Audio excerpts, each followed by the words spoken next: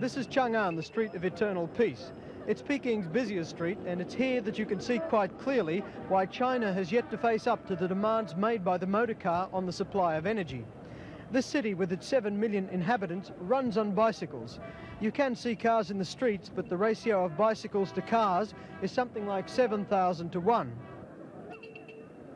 Here in Peking, where the average monthly income is something like 30 Australian dollars, the bicycle is the major means of inner-city transport.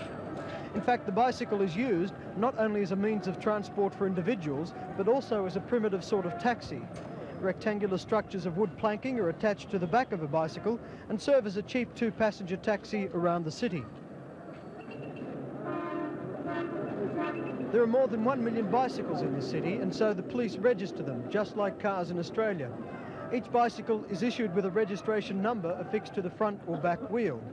So car parks don't exist in Peking. Instead, workers' bikes are stacked together in long, shiny rows outside the offices and factories.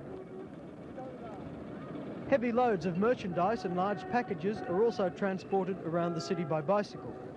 But the Chinese do not depend exclusively on bikes to help them remain self-sufficient in oil.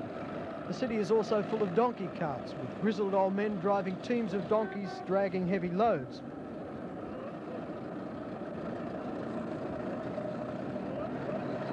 So the Chinese have remained self-sufficient, able to satisfy domestic demand with local oil. However, heavy industry can't be run by donkey and bicycle power, and it's here in the factories where the demands on China's energy supplies are greatest.